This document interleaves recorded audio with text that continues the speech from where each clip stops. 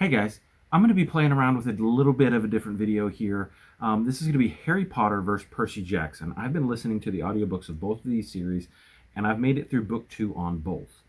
I've read all of Harry Potter once, and never read Percy Jackson before. So I want your help. Give me a comment down below on which series you prefer, and why. If you haven't read them, why you haven't read them, or just how you feel about it. But really trying to encourage my children to read them. I think good middle grade series are something that I would like to encourage my children to do, and I'm really excited for them to get excited about these books. And I have a son and a daughter, and with both book series being focused on a male main character, there are also great female supporting characters who are almost main characters in both series that I've seen so far, that I think can really just give girls something to look up to as well. And I'm hopeful for that. And I'm hoping my daughter, I've kind of grabbed a couple other series for my daughter who's not quite there yet on reading this type of book. She's a bit more in the younger reader category. But when she makes it to the middle grade, I'm hoping that these series can be something she enjoys, and I'm really encouraging my son to enjoy them.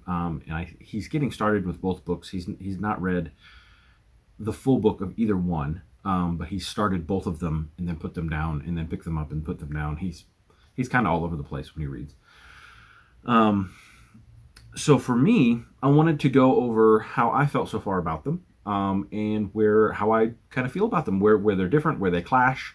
And how they help the genre of middle grade fantasy, and what I think of them. And Fablehaven's still my favorite. So I would like to let you guys know, if you have not joined the Discord, it's a fun place to be. We do fan art, memes, book discussions, book talk, book recommendations, movie recommendations, and there are a couple really fun read-alongs. Just started again book 2 of The Lost Fleet this week. Not too late to join in on that. Another one that's going as well is The Dreamer's Pool by Juliet Marlier, and I am enjoying that. About halfway done with it as well, and we'll probably start Hyperion after that. So if you want to join any of that, go ahead and do that. And then if you just want to talk about anything, there will be a link in the description. You can do that. Or if you'd like to see what I'm reading, I try to keep everything updated on Goodreads as best I can, and you can friend me on there, and I would love to see what your updates on your reading is as well. All right, so with Percy Jackson, which I'm really, really enjoying at the moment. It's about the Greek gods. Percy is a demigod who is half human, half god of Poseidon. You've got the big three. You've got Zeus, Poseidon, and Hades, and they, kind of agreed not to have any more children, and so the rest of the minor gods were having children, and all of a sudden Percy Jackson shows up, and it's a big deal. So he's kind of thrown into this world that he doesn't understand. He had some people come along, unbeknownst to him, to help him through this. So there's a lot of similarities in both these series. You've got the wise old mentor. You have the centaur Chiron. You have Albus Dumbledore, the headmaster. And really they give some advice, and then they kind of send you off to do your own thing. And then near the end of the story, they kind of fill you in on what you learned in the story, kind of a recap, what lesson should you have learned in this story. Sorry, I was looking for the books, and I know I've got more, but these are the 2 that I found. Been listening to them on audiobook from the library, so I actually haven't been holding them physically, but really enjoying just the lore of both of them. I know I said the Greek gods felt familiar, and maybe for children they don't. I don't know if we teach them that in school anymore. When I was in school, we learned about the Greek gods, and I found them very interesting, and wanted to learn more about them. And then, with Harry Potter, the magic feels very familiar. It's the idea of when I sat around and I thought, ooh, if somebody could just do my chores for me, if I could do my chores by magic, I'd always imagined that is what Harry Potter is. The things I wanted to do with magic that, I was just like, man, if I could just pull this off, if I could do this thing, if I could do this wondrous thing. And so it's that level of joy that children feel, and they both have it. And through book 1, I think both accomplish the same thing. But when you go into book 2, I think is where Percy Jackson does well, and Harry Potter does not. Things that I really, really struggled with in book two for Harry Potter was Dumbledore had to be the biggest idiot in the world to let this thing happen. Um, we know that he's the smartest wizard ever, and he allows himself to be kicked out of the school. He allows this thing to happen. He knew who was doing it the first time. Um, and all these things add up to Dumbledore either not caring about his students or being an idiot. And it doesn't make any sense whatsoever. And the man, Lockhart, I know was supposed to be annoying, but he was so annoying. Um, like, in Dumbledore hires Lockhart and doesn't find out that he's a phony. I just the logical fallacies just don't make sense on book two of Harry Potter. And something that really shined on book two for Percy Jackson was the fact that they dealt with discrimination. The brother was a Cyclops, and so Poseidon had another son. He was a Cyclops. He finds his brother. He wants to deny that he's even his brother for a time, but is able to pull through that, remember their friendship, remember what they mean to one another, and to fight that discrimination, the discrimination of monsters and they're not being trustworthy, and people who have done bad things in the past doesn't mean that you will do bad things. And that taught such a great lesson in book two and we get a new setting in book two. Book two of Harry Potter, you're in the same school, in the same place. Some things are different, but for the most part, it's the same place we were last book. Book two of Percy Jackson, we go to the Sea of Monsters, a completely different place. We're on a journey doing things. A lot of people don't like journeys, but I do, so it was even better for me.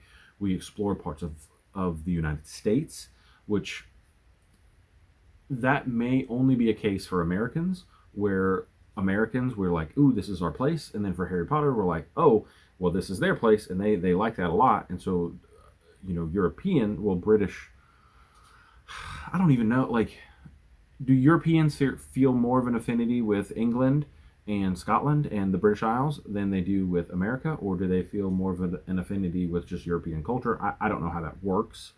I haven't taken that poll yet. But I think that for me, seeing America through Percy Jackson's story, in book one, we go to St. Louis. Book two, we go to Miami. We spend some time in the Bermuda Triangle, which has always been interesting to me. Those things feel really, really, really good. And when we introduce new characters in Percy Jackson, they're not just throwaway side characters. They're meaningful new characters. So we're adding a new person in book two. In Harry Potter, we're not adding anybody new. We have Colin Creevey and Ginny Weasley, who are very, very side characters, barely even mentioned. We mentioned a couple other people, but it's really the big three. It's Harry, Hermione, and Ron. And in Percy Jackson, it's Percy and Tyson. And then Annabeth comes along, and then they're those three. So it was like we took Ron and let Ron go have an adventure and added a new character. And then when all of them came back together, it was a four. It was four of them together, not just three. And, Grover's off on his own adventure. He comes back, and then the team gets back together for the ending. And another big, big, big, big thing is Percy Jackson feels planned out. It was like the author of Percy Jackson decided, I'm going to write these 5 books, and I have a plan for writing these 5 books. Harry Potter, though fun, feels like she wrote a book, and then wrote another book, and then wrote another book, and was building on what she had, but didn't have a lot of plan on what she was doing. And you notice that in some plot holes that come through the series, that you look at it and you go, well, we mentioned this thing in book 1, book 2, book 3, Time Turners, book 3, never mentioned them again, ever, ever, ever. And in Percy Jackson, all the things feel like they were planned, like these things were coming. There was things mentioned in book 1 that make sense and work at the end of book 2 that feel very planned. And so for me personally, I'm going to give the first 2 books of Percy Jackson a 4.5 stars, and the first 2 books of Harry Potter a 4 star. So the series, Percy Jackson is currently winning for me But I know where Harry Potter goes. That's the hard part of doing this talk thing that I'm doing. I enjoy where Harry Potter goes. When you get to 5, 6, 7, Harry Potter's a lot of fun. I don't know where Percy Jackson goes 3, 4, 5, and then you have break off series, which might be more fun because it's a bit more manageable. And for definitely sure, Harry Potter wins in the movie aspect. Harry Potter's movies are better than Percy Jackson's movies, and we'll see what we get. Disney Plus is going to take a stab at it again.